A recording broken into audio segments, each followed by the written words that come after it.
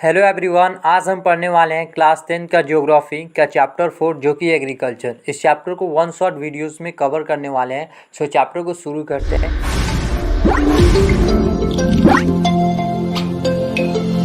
India एक agriculturally काफ़ी ज़्यादा इंपॉर्टेंट कंट्री है। इंडिया के अंदर जो टोटल पॉपुलेशन है उसमें से जो 2/3 पॉपुलेशन है वह एग्रीकल्चर एक्टिविटी पे इंगेज है। एग्रीकल्चर एक प्राइमरी एक्टिविटी होता है और इस एक्टिविटी के अंदर हम सब जानते हैं फूड को प्रोड्यूस किया जाता है, वही फूड जिसे हम अपनी डेली लाइफ में कंज्यूम करते हैं। एग्रीकल्चर के अंदर फूड ग्रेन्स को प्रोड्यूस किया जाता है और कुछ ऐसे फूड क्रॉप्स को ग्रो किया जाता है जो बहुत सारी इंडस्ट्रीज़ में यूज़ होता है एज अ रॉ मटेरियल। और इसके साथ साथ इंडिया के अंदर कुछ ऐसे एग्रीकल्चरल प्रोडक्ट है जैसे टी हो गया, कॉफ़ी हो गया, स्पाइस हो गया। इन सारे प्रोडक्ट को दूसरे देश में हम एक्सपोर्ट करते हैं और वहाँ से हमें इनकम होता है। हमारा नेक्स्ट टॉपिक है टाइप्स ऑफ फार्मिंग। एग्रीकल्चर जो है इंडिया के अंदर काफ़ी ज़्यादा ओल्ड इकोनॉमिक एक्टिविटी है और इंडिया के अंदर 3 टाइप्स के फार्मिंग सिस्टम को प्रैक्टिस किया जाता है। सबसे पहला फार्मिंग सिस्टम है प्राइमिटिव सबसिस्टेंस फार्मिंग, दूसरा है इंटेंसिव सबसिस्टेंस फार्मिंग और तीसरा है कमर्शियल फार्मिंग। इन तीनों फार्मिंग सिस्टम को डिटेल में समझेंगे। सो हमारा सबसे पहला फार्मिंग सिस्टम है प्राइमिटिव सबसिस्टेंस फार्मिंग। ये फार्मिंग सिस्टम इंडिया के अंदर आज भी प्रैक्टिस किया जाता है कुछ ही रीजन में। और इस प्राइमिटिव सबसिस्टेंस फार्मिंग के अंदर कुछ ही लैंड में एग्रीकल्चर किया जाता है और इसमें प्राइमिटिव टूल्स जैसे होए, डाव और डिगिंग स्टिक्स को यूज़ किया जाता है। और इसमें जो लेबर रहते हैं वो फैमिली के लोग ही रहते हैं। अगर ज़्यादा लेबर की रिक्वायरमेंट है तो अपनी कम्युनिटी के लोग से ही हायर किया जाता है, यानी दूसरे घरों से लेबर को यानी लोगों को हायर किया जाता है और उसमें काम करवाया जाता है। और ये जो फार्मिंग सिस्टम है मानसून पे काफ़ी ज़्यादा डिपेंड है। अगर मानसून अच्छा रहा तो क्रॉप्स भी अच्छा ग्रो करेगा।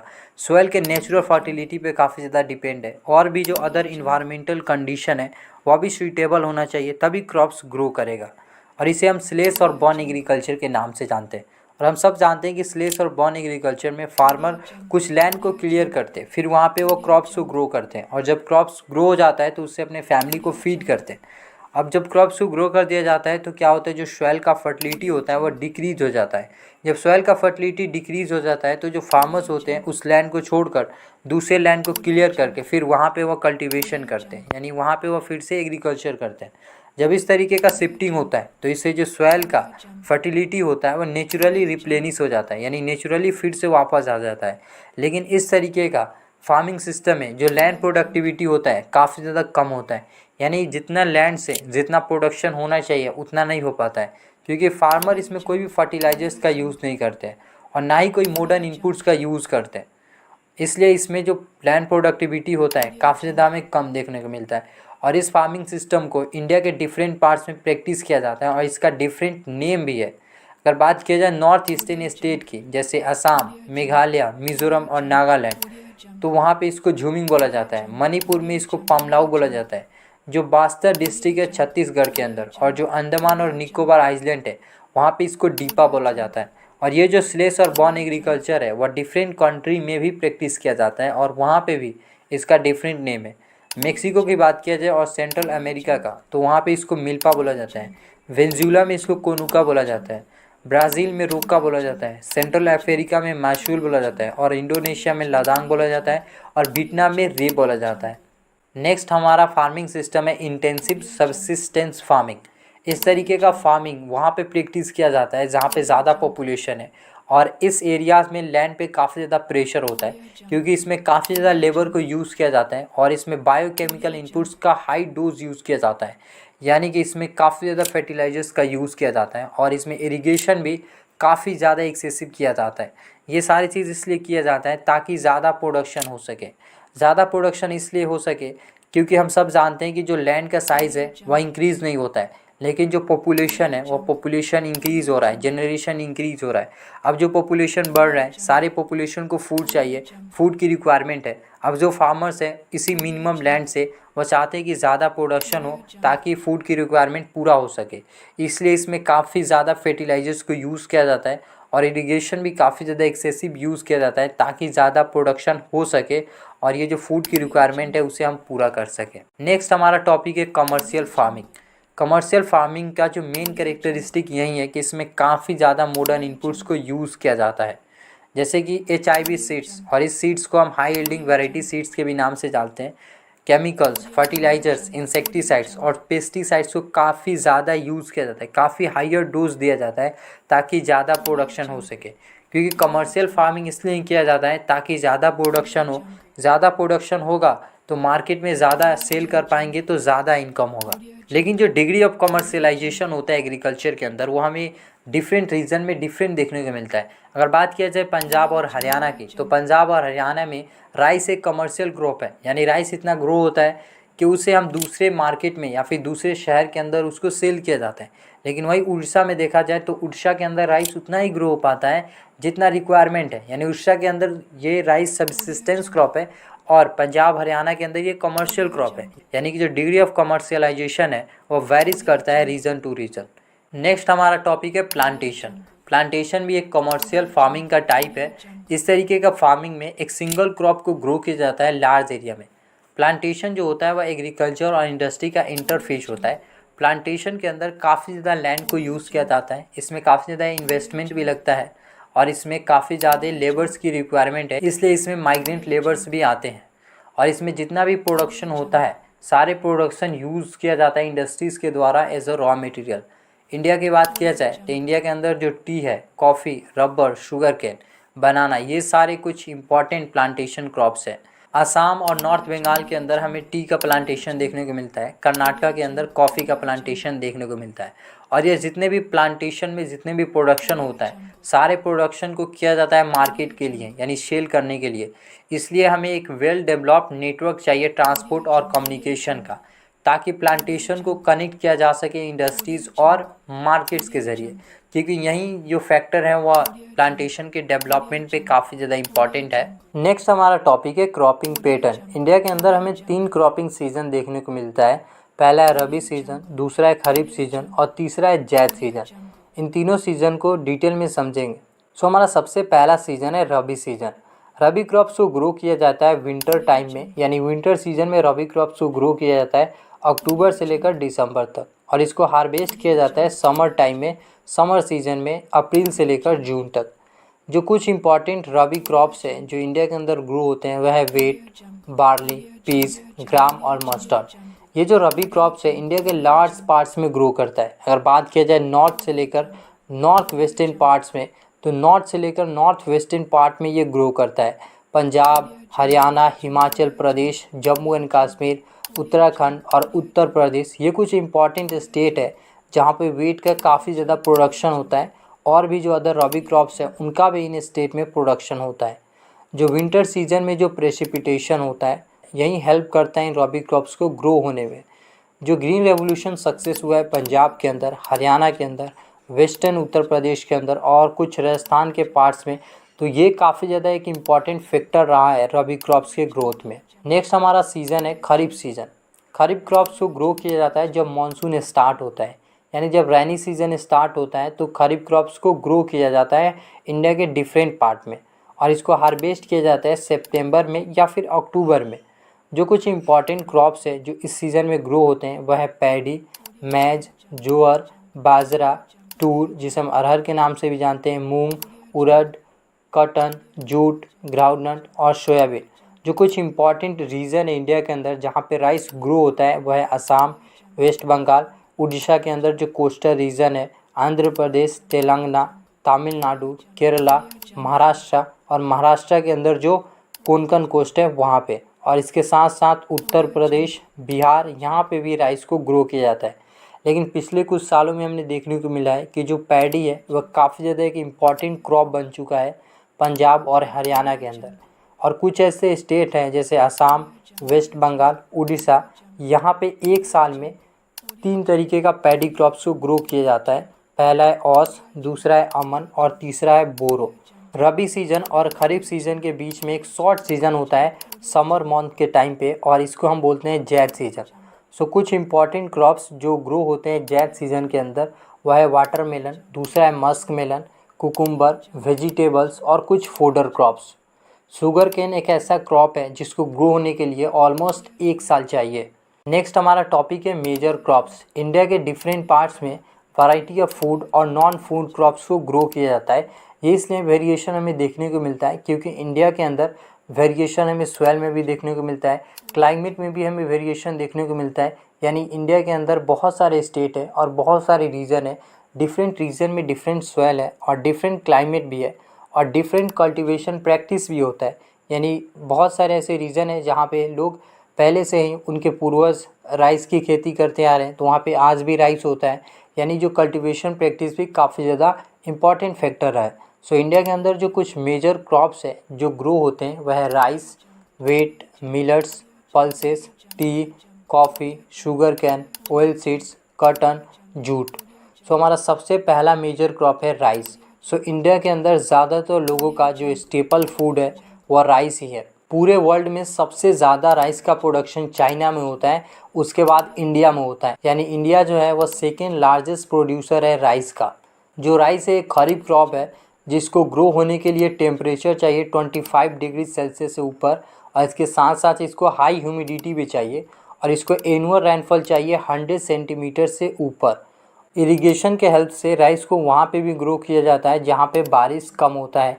इंडिया के अंदर जो नॉर्थ और नॉर्थ ईस्टर्न जो प्लेन्स है वहाँ पे राइस को ग्रो किया जाता है। जो कोस्टल एरियाज़ है और जो डेल्टाइक रीजन है वहाँ पे राइस को ग्रो किया जाता है। जो कैनल इरिगेशन का डेवलपमेंट हुआ है और जो ट्यूबवेल्स का डेवलपमेंट हुआ है, इससे पॉसिबल हो पाया है कि राइस को वहाँ पे भी हम ग्रो कर सकते हैं जहाँ पे बारिश कम होता है, जैसे पंजाब हो गया, हरियाणा हो गया, वेस्टर्न उत्तर प्रदेश हो गया और राजस्थान के कुछ पार्ट्स में हम इरिगेशन के हेल्प से राइस को ग्रो कर सकते हैं।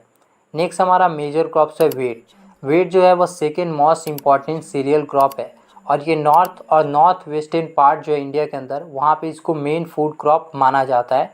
ये एक रॉबी क्रॉप है जिसको ग्रो होने के लिए कूल ग्रोइंग सीजन चाहिए और इसको ब्राइट सनशाइन चाहिए जब ये राइपनिंग होता है। यानी जब इसमें से फ्रूट निकलता है तो उस समय इसको ब्राइट सनशाइन चाहिए और इसको एनुअल रेनफॉल चाहिए 50 से लेकर 75 सेंटीमीटर तक जब ये ग्रो करता है तब।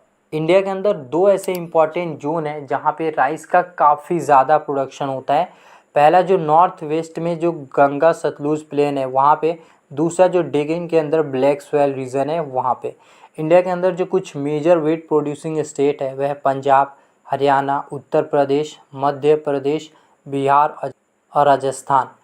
हमारा नेक्स्ट मेजर क्रॉप है मिलेट्स। ज्वार, बाजरा और रागी ये कुछ इंपॉर्टेंट मिलेट्स हैं जो इंडिया के अंदर ग्रो होते हैं। इनको हम कोर्स ग्रेन्स के भी नाम से जानते हैं क्योंकि इनके अंदर काफ़ी ज़्यादा न्यूट्रिशनल वैल्यू होता है। फॉर एग्जांपल जो रागी है, रागी आयरन रिच है, इसके अंदर कैल्शियम भी होता है और भी बहुत सारे माइक्रो न्यूट्रिएंट्स भी होता है। इसके साथ साथ इसके अंदर रॉफेज भी होता है। जो ज्वार है वह third most important food crop है एरिया और प्रोडक्शन के हिसाब से देखा जाए तो।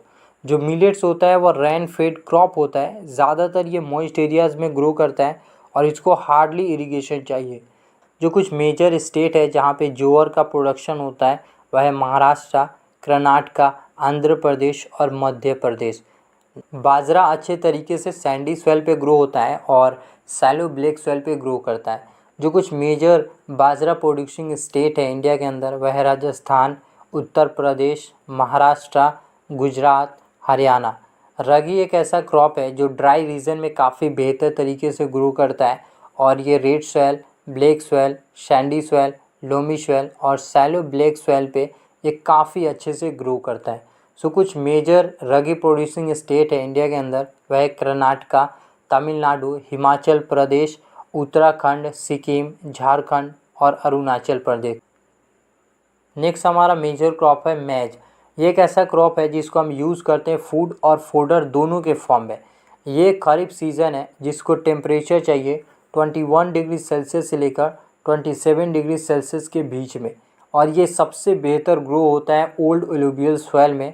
और कुछ ऐसे स्टेट है इंडिया के अंदर जैसे बिहार हो गया, बिहार में मैज जो है वो रबी सीज़न में भी ग्रो होता है। जो मॉडर्न इनपुट्स को यूज़ किया जा रहा है जैसे HIV सीड्स हो गया, फर्टिलाइज़र हो गया और इरिगेशन हो गया, इससे जो मेज का प्रोडक्शन है वह काफ़ी ज़्यादा बढ़ गया है। इंडिया के अंदर जो कुछ मेजर मेज प्रोड्यूसिंग स्टेट है वह है कर्नाटका, मध्य प्रदेश, उत्तर प्रदेश, बिहार, आंध्र प्रदेश और तेलंगाना। नेक्स्ट हमारा मेजर फूड क्रॉप्स है पल्सेस। इंडिया के अंदर सबसे ज़्यादा पल्स को प्रोड्यूस किया जाता है और इसके साथ साथ इंडिया के अंदर ही सबसे ज़्यादा पल्स को कंज्यूम किया जाता है।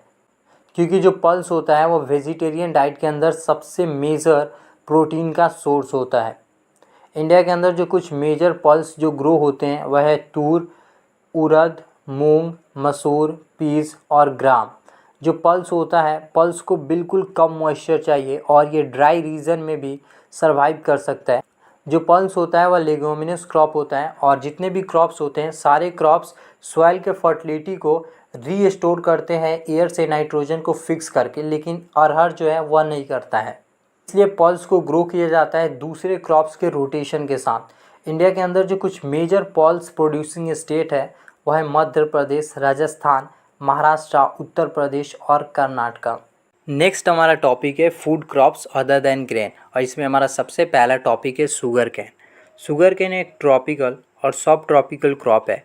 इसको ग्रो होने के लिए हॉट और ह्यूमिड क्लाइमेट चाहिए। इसके साथ साथ इसको टेम्परेचर चाहिए 21 डिग्री सेल्सियस से लेकर 27 डिग्री सेल्सियस के बीच में। एनुअल रेनफॉल चाहिए 75 सेंटीमीटर से लेकर 100 सेंटीमीटर के बीच में।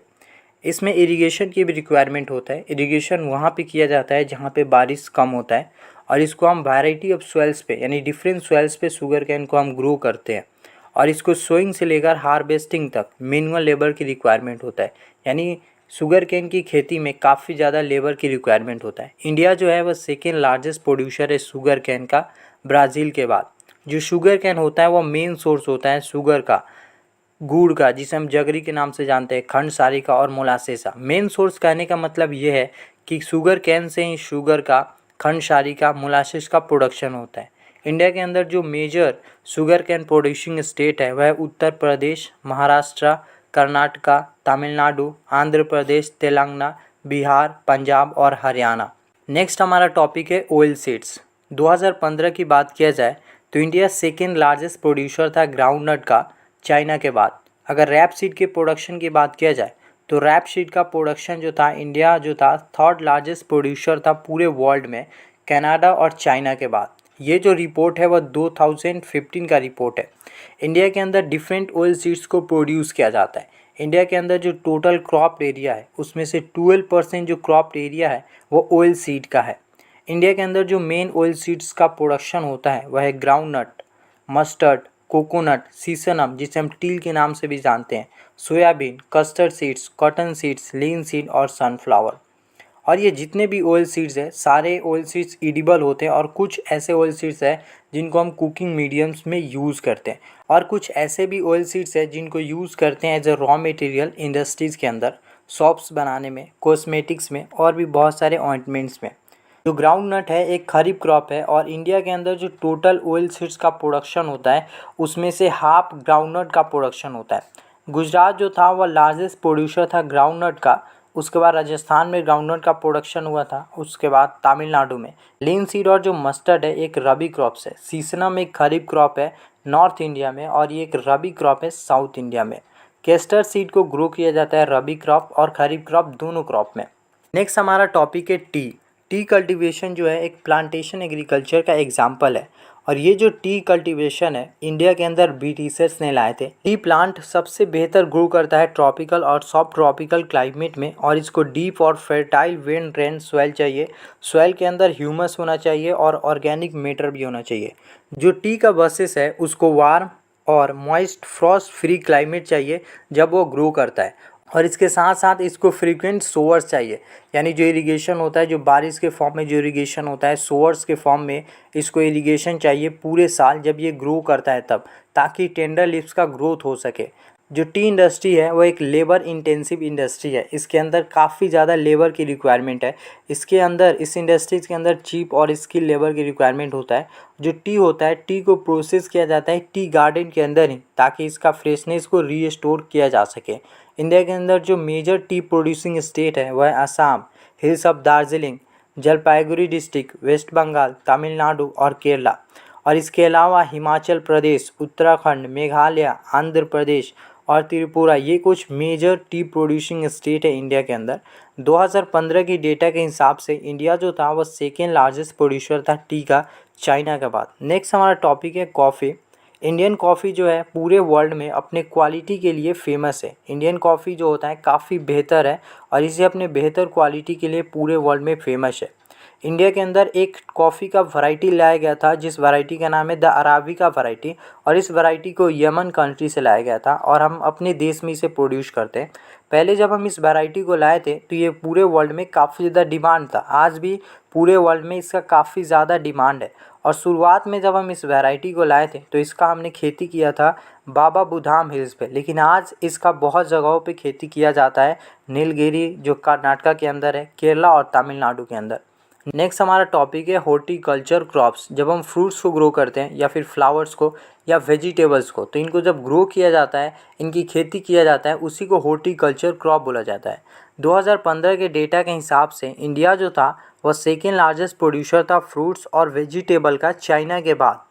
इंडिया के अंदर ट्रॉपिकल और टेम्परेट फ्रूट्स दोनों को ग्रो किया जाता है। मैंगोज़ हमें महाराष्ट्र, आंध्र प्रदेश, तेलंगाना, उत्तर प्रदेश और वेस्ट बंगाल से मिलता है। ऑरेंज हमें नागपुर से मिलता है और चेरापूंजी से मिलता है, चेरापूंजी मेघालय के अंदर है। बनाना हमें केरला और मिज़ोरम से मिलता है, महाराष्ट्र से मिलता है और तमिलनाडु से मिलता है। लीची और गावा हमें उत्तर प्रदेश और बिहार से मिलता है। पाइनएप्पल हमें मेघालय और ग्रेप्स मिलता है हमें आंध्र प्रदेश से, तेलंगाना से और महाराष्ट्र से। एप्पल, पियर्स, एप्रिकॉट, वालनट्स ये हमें जम्मू और कश्मीर से मिलता है, हिमाचल प्रदेश से मिलता है, और ये सारी चीज़ पूरे वर्ल्ड में काफ़ी ज़्यादा डिमांड पे है। इंडिया एक काफ़ी ज़्यादा इम्पॉर्टेंट प्रोड्यूसर कंट्री है पी का, कॉलीफ्लावर का, ओनियन का, कैबेज का, टोमेटो का, ब्रिंजल का और पोटैटो का। नेक्स्ट हमारा टॉपिक है नॉन फूड क्रॉप्स। हमारा नॉन फूड क्रॉप्स में सबसे पहला है रबर।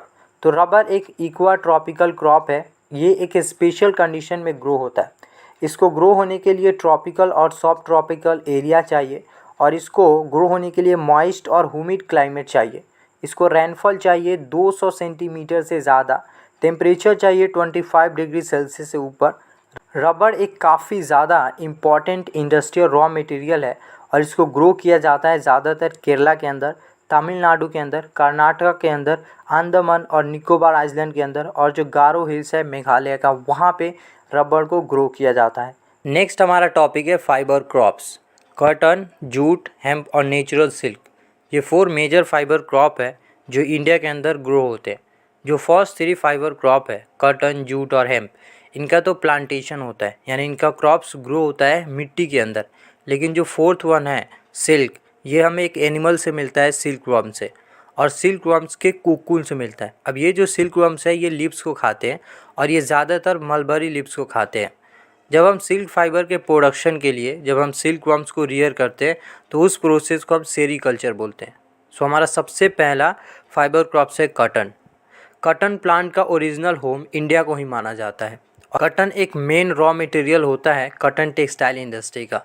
अगर 2015 की बात किया जाए तो 2015 में इंडिया सेकेंड लार्जेस्ट प्रोड्यूसर था कॉटन का, चाइना के बाद। कॉटन सबसे बेहतर ग्रो करता है जो डेक्कन प्लाटू के अंदर जो ब्लैक कॉटन स्वेल है, वहाँ पे जो ड्रायर पार्ट्स है वहाँ पे सबसे अच्छे तरीके से ये ग्रो करता है।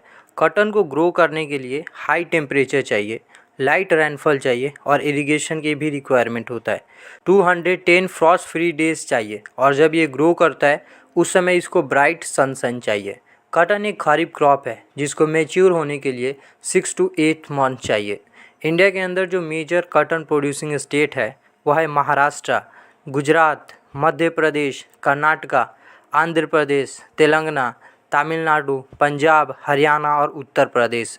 नेक्स्ट हमारा फाइबर क्रॉप है जूट। जूट को हम गोल्डन फाइबर के नाम से भी जानते हैं, यानी जूट का दूसरा नाम गोल्डन फाइबर है।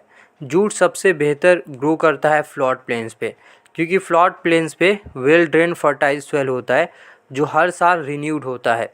जूट को ग्रो होने के लिए हाई टेम्परेचर चाहिए, जब ये ग्रो होता है तब। वेस्ट बंगाल, बिहार, असम, उड़ीसा, मेघालय ये कुछ मेजर जूट प्रोड्यूसिंग स्टेट है इंडिया के अंदर।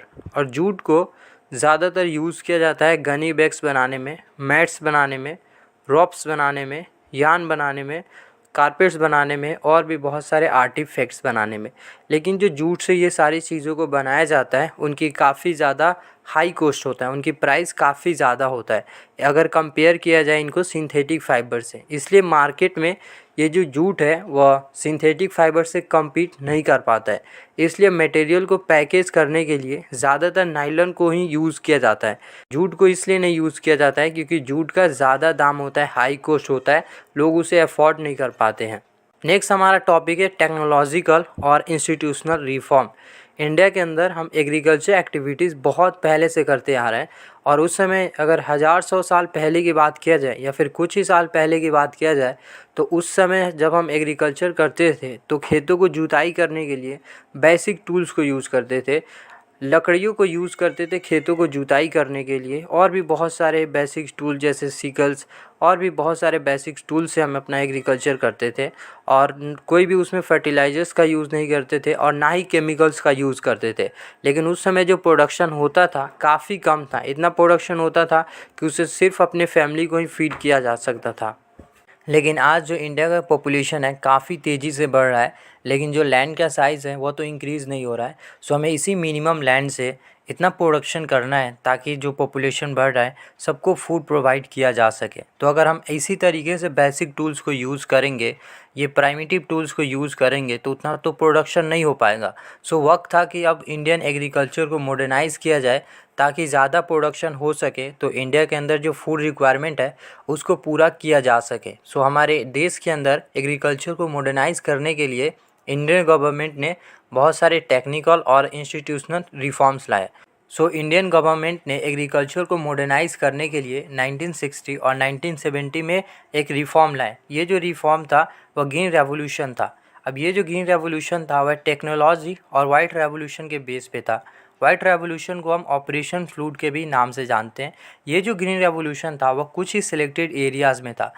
तो फिर से 1980 में और 1990 में इंडियन गवर्नमेंट ने फिर से दोबारा रिफॉर्म लाए।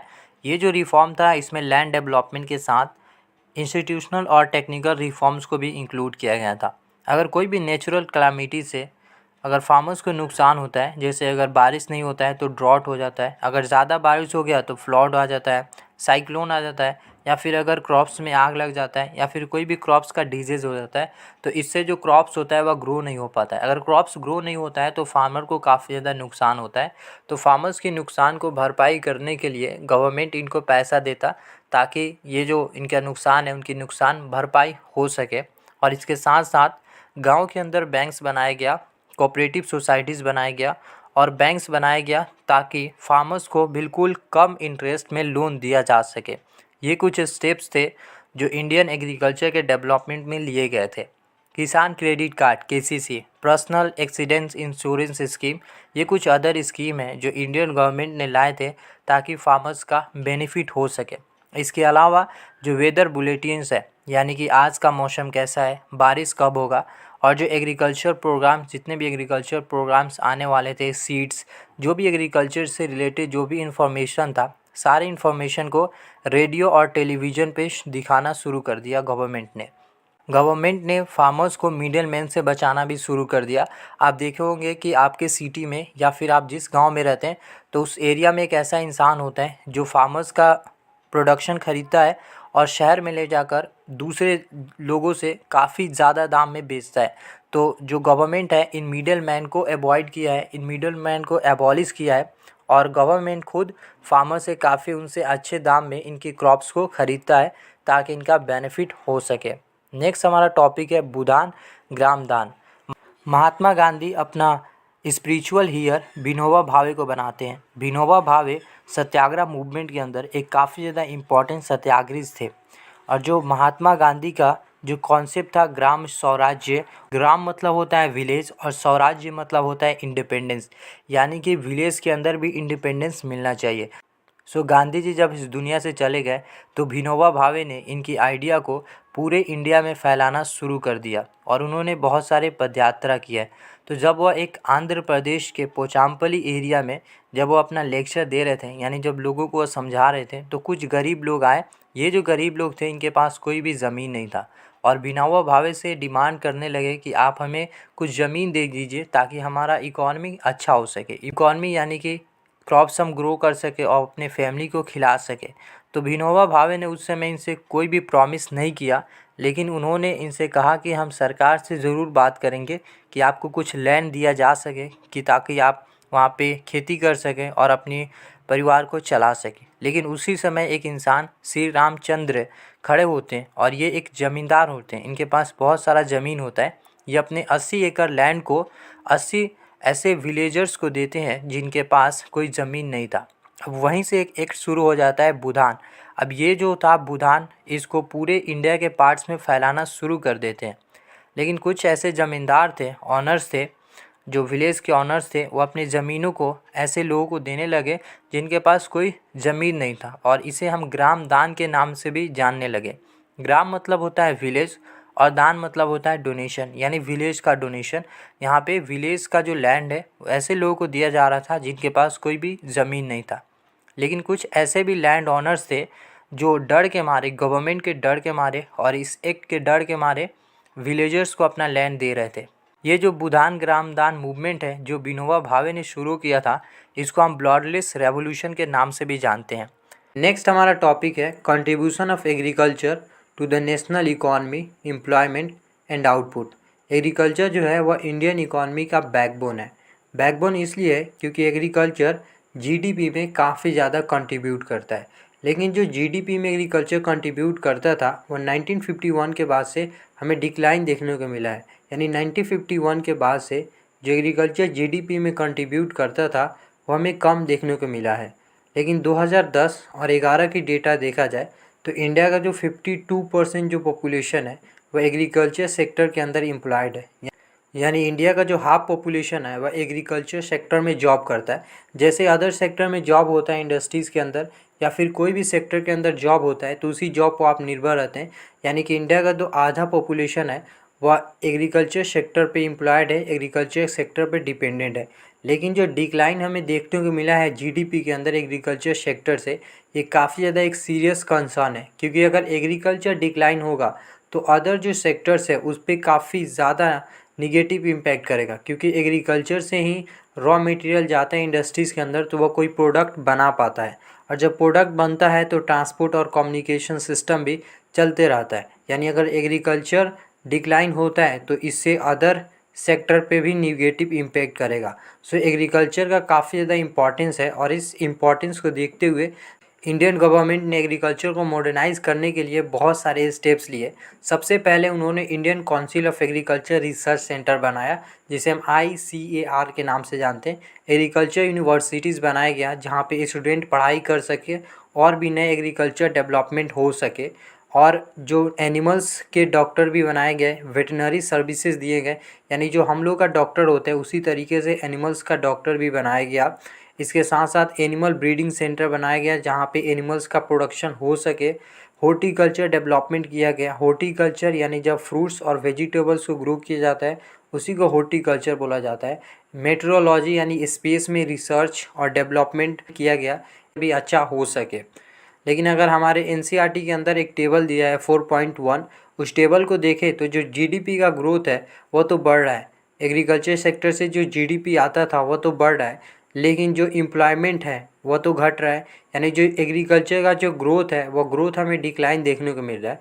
अब ये जो ग्रोथ डिक्लाइन हो रहा है एग्रीकल्चर सेक्टर के अंदर, ये काफ़ी ज़्यादा एक हमारे लिए अलार्मिंग सिचुएशन है। क्योंकि आखिर क्या प्रॉब्लम है कि एग्रीकल्चर इंडिया के अंदर ग्रो नहीं कर रहा है? आखिर क्या प्रॉब्लम है कि इंडियन जो एग्रीकल्चर है वो हमें डिक्लाइन देखने को मिल रहा है? इंडियन एग्रीकल्चर इसलिए डिक्लाइन हो रहा है क्योंकि इंडियन फार्मर्स को बहुत सारे चैलेंज फेस कर रहा है। आखिर कौन सी ऐसा दिक्कत है जो इंडियन फार्मर्स को पीछे कर रहा है? इंडियन जो एग्रीकल्चर है वह डिक्लाइन होते जा रहा है। पहला ये है कि जो दूसरे देश से जो एग्रीकल्चर प्रोडक्ट आ रहा है इंडिया के अंदर, उन सारे प्रोडक्ट से इंडियन एग्रीकल्चर प्रोडक्ट कम्पीट नहीं कर पा रहे हैं। दूसरा, जो पब्लिक इन्वेस्टमेंट होता था एग्रीकल्चर सेक्टर के अंदर वो काफ़ी ज़्यादा कम हो चुका है। जो फर्टिलाइज़र के ऊपर जो सब्सिडी मिलता था वो अब नहीं मिलता है। जब सब्सिडी नहीं मिल रहा है तो जो प्रोडक्शन का कॉस्ट है वो बढ़ चुका है। और जो दूसरे देश से जो कोई भी एग्रीकल्चर प्रोडक्ट आता था इंडिया के अंदर तो उस पर जो इंपोर्ट ड्यूटीज़ लगता था वह बिल्कुल अब कम कर दिया गया है। इससे इंडियन एग्रीकल्चर को काफ़ी ज़्यादा नुकसान हुआ है। इसलिए इन सारी चीज़ को देखते हुए फार्मर्स भी शांत नहीं बैठे। फार्मर जो एग्रीकल्चर सेक्टर के अंदर जो वह इन्वेस्टमेंट किए थे वो अपना इन्वेस्टमेंट निकालने लगे, यानी विथड्रॉ करने लगे। और इससे एग्रीकल्चर सेक्टर के अंदर जो एम्प्लॉयमेंट था एकदम बिल्कुल से नीचे गिर गया। नेक्स्ट हमारा टॉपिक है impact of globalisation on agriculture. जो ग्लोबलाइजेशन है वो एक नया फिनोमेनन नहीं है। ग्लोबलाइजेशन एक काफ़ी ज़्यादा पुराना फिनोमेनन है। आखिर ये ग्लोबलाइजेशन होता क्या है? ग्लोबलाइजेशन एक ऐसा सिस्टम होता है और इसके अंदर आप कोई भी कंट्रीज़ के अंदर आप अपना प्रोडक्ट को सेल कर सकते हैं। उसी तरीके से डिफरेंट कंट्रीज़ का प्रोडक्ट इंडिया के अंदर आता है और उसे सेल किया जाता है। लेकिन अगर 19th सेंचुरी की बात किया जाए तो 19th सेंचुरी में जब यूरोपियन ट्रेडर आए थे इंडिया के अंदर, तो वह इंडियन स्पाइस को देखते हैं और ये इंडियन स्पाइस उन यूरोपियन ट्रेडर को काफ़ी ज़्यादा अट्रैक्ट करता है और ये यूरोपियन ट्रेडर अपनी कंट्रीज़ के अंदर इन स्पाइस को ले जाना शुरू कर दिया और उसी टाइम से इंडियन स्पाइस को डिफरेंट कंट्रीज़ में एक्सपोर्ट करना शुरू कर दिया। और उसी टाइम से साउथ इंडियन फार्मर्स को इनकोरेज करने लगा कि आप इन्हीं क्रॉप्स को ग्रो कीजिए। और आज भी जो स्पाइस है एक काफ़ी ज़्यादा इम्पॉर्टेंट एक्सपोर्टिंग आइटम है। जब इंडिया के अंदर ब्रिटिश राज कर रहे थे तो जब वह देखे कि इंडिया के अंदर कॉटन प्लांट को ग्रो किया जा रहा है, तो ये कॉटन प्लांट उनको काफ़ी ज़्यादा अट्रैक्ट किया और वह क्या करते थे, इंडिया के अंदर कॉटन को ग्रो करते थे और अपने ब्रिटेन कंट्री में उसे एक्सपोर्ट करते थे as a raw material textile industries के अंदर। जो कॉटन टेक्सटाइल इंडस्ट्री था मैनचेस्टर और लिवरपूल के अंदर, ये काफ़ी ज़्यादा तरक्की कर लिया इंडियन कॉटन से, क्योंकि इंडियन कॉटन जो होता है उसका क्वालिटी काफ़ी ज़्यादा बेहतर होता है। जो हमने चंपारण मूवमेंट पढ़ा है, जो बिहार के अंदर 1917 में महात्मा गांधी शुरू करते हैं, ये मूवमेंट इसलिए शुरू हुआ था क्योंकि फार्मर्स को फोर्स किया जा रहा था कि आप इंडिगो प्लांट को ग्रो कीजिए अपने लैंड पे। अब इंडिगो प्लांट को इसलिए ग्रो किया जाता था क्योंकि जो ये टेक्सटाइल इंडस्ट्रीज़ के लिए एक काफ़ी ज़्यादा इंपॉर्टेंट क्रॉप होता था। लेकिन फार्मर्स ग्रो नहीं करना चाहते थे क्योंकि जहाँ पे इंडिगो प्लांट को ग्रो किया जाता है वह लैंड बंजर हो जाता है। अब लैंड बंजर हो जाएगा तो आप वहाँ पे फूड ग्रेन्स को नहीं प्रोड्यूस कर पाइएगा। और फूड ग्रेन्स को आप नहीं प्रोड्यूस कर पाइएगा तो आप अपने फैमिली को फीड नहीं कर पाइएगा। ग्लोबलाइजेशन के समय में ही 1990 में बहुत सारे कंट्रीज़ का प्रोडक्ट इंडिया में आता है, बहुत सारे कंट्रीज़ का एग्रीकल्चर प्रोडक्ट इंडिया में आता है और वो सेल करते हैं। अब इंडिया काफ़ी ज़्यादा चैलेंज को फेस करता है। इंडिया एक काफ़ी ज़्यादा इंपॉर्टेंट एग्रीकल्चर प्रोड्यूसर होने के बावजूद भी ये चैलेंज को फेस कर रहा था। इंडिया जो है rice, cotton, rubber, tea, coffee, jute, spice, इन सारी चीज़ों का ये एग्रीकल्चरली काफ़ी ज़्यादा इम्पॉर्टेंट प्रोड्यूसर कंट्री है। इसके बावजूद ये चैलेंज को फेस कर रहा था। चैलेंज इसलिए फेस कर रहा था क्योंकि जो डेवलप कंट्रीज़ का जो एग्रीकल्चर है वह हाईली सब्सिडाइज है। लेकिन अगर आज हमें इंडियन एग्रीकल्चर को प्रॉफिटेबल और सक्सेसफुल बनाना है तो हमें छोटे फार्मर्स और बड़े फार्मर्स दोनों फार्मर्स की जो रिक्वायरमेंट है उस रिक्वायरमेंट को पूरा करना पड़ेगा। उनकी प्रॉपर ख्याल रखेंगे तभी इंडियन एग्रीकल्चर प्रॉफिटेबल और सक्सेसफुल हो पाएगा। जो ग्रीन रेवोल्यूशन आया था वह काफ़ी चीज़ प्रॉमिस किया था कि हम ये करेंगे और ये करेंगे, ये बात सही है। लेकिन काफ़ी लोग इस ग्रीन रेवोल्यूशन को विरोध करते हैं। इसका काफ़ी ज़्यादा कंट्रोवर्सीज होता है कि ग्रीन रेवोल्यूशन के वजह से ही काफ़ी ज़्यादा लैंड डिग्रेडेशन हुआ है। लैंड डिग्रेडेशन इसलिए हुआ है क्योंकि इसमें काफ़ी ज़्यादा लोग केमिकल्स को यूज़ किए हैं और इससे जो जल है वह सूखा है, जो बायोडाइवर्सिटी है उससे बायोडाइवर्सिटी भी ख़त्म हुआ है। लेकिन आज का जो कीवर्ड है वह है जीन रेवोल्यूशन और इसमें जीनेटिक इंजीनियरिंग होता है। जीनेटिक इंजीनियरिंग एक पावरफुल सप्लीमेंट है जिसमें वैरायटी ऑफ न्यू सीड्स का इन्वेंशन किया जाता है। लेकिन आज जो फार्मिंग हो रहा है वह ऑर्गेनिक फार्मिंग हो रहा है और ये एक ऑर्गेनिक फार्मिंग एक ऐसा फार्मिंग होता है जिसमें कोई भी केमिकल्स और फर्टिलाइजर्स का यूज़ नहीं किया जाता है। इसमें ऑर्गेनिक मटेरियल जैसे केटल डंक, इन सारी चीज़ों को यूज़ किया जाता है एज ऑफ केमिकल्स और फर्टिलाइजर्स के अल्टरनेटिव पे और ये इन्वायरमेंटल फ्रेंडली है और इसका कोई भी इन्वायरमेंट पर निगेटिव इम्पेक्ट नहीं है। कुछ इकोनॉमिस्ट सोचते हैं कि जो इंडियन फार्मर्स का फ्यूचर है वह बिल्कुल अंधेरा में जाने वाला है, क्योंकि अगर इंडियन फार्मर्स इसी तरीके से फूड ग्रेन्स प्रोड्यूस करते रहें इसी मिनिमम लैंड पे तो उनका जो फ्यूचर है वो बिल्कुल अंधेरा में जाने वाला है। उनका जो फ्यूचर है वह ब्लैक फ्यूचर होने वाला है, क्योंकि जो पॉपुलेशन है इंडिया का वह ग्रो हो रहा है लेकिन जो लैंड का साइज़ है वह तो इंक्रीज़ नहीं हो रहा है। तो इसी मिनिमम लैंड से इंडियन फार्मर्स को इतना प्रोडक्शन करना है ताकि सारे पॉपुलेशन को फूड की रिक्वायरमेंट को पूरा किया जा सके। इंडिया के अंदर रूरल पॉपुलेशन की बात किया जाए तो वह है 833 मिलियन और ये पूरा population rural population 250 million hectares of land पे एग्रीकल्चर करता है, यानी एक इंसान हाफ हेक्टर ऑफ लैंड पे एग्रीकल्चर करता है। इंडियन फार्मर्स ज़्यादातर सीरियल्स यानी फूड ग्रेन को प्रोड्यूस करते हैं, लेकिन अब वक्त है कि यह जो हमारा एग्रीकल्चर है इसको डाइवर्सिफाई किया जाए, हाई वैल्यू क्रॉप्स को ग्रो किया जाए, क्योंकि हाई वैल्यू क्रॉप से हमें ज़्यादा इनकम होगा, इसके साथ साथ जो इन्वायरमेंटल डिग्रेडेशन हो रहा है वह कम हो जाएगा। जो फ्रूट्स होता है और medicinal herbs, flowers, vegetables, biodiesel crops जैसे जट्रोपा और जोब्रा, इनको काफ़ी ज़्यादा कम इरिगेशन की रिक्वायरमेंट होता है अगर इसे राइस और शुगर कैन से कंपेयर करें तो। इंडिया का जो क्लाइमेट है वह डाइवर्स क्लाइमेट है, यानी इंडियन क्लाइमेट के पास वह कैपेसिटी है, वह क्षमता है कि वह बहुत variety of high value crops को ग्रो कर सकता है। सो इसी के साथ हमारा ये चैप्टर ख़त्म होता है। हमने क्लास 10th की ऐसे एनिमेटेड वीडियोस और भी बनाए हैं, आप हमारे चैनल पे विजिट करके उन सारे वीडियोस को देख सकते हैं। आई होप कि आपको ये वीडियो अच्छा लगा है। अगर आपको ये वीडियो अच्छा लगा है तो अपने फ्रेंड के साथ शेयर कीजिए और ऐसे ही वीडियोस देखने के लिए आप हमारे चैनल को सब्सक्राइब कर सकते हैं।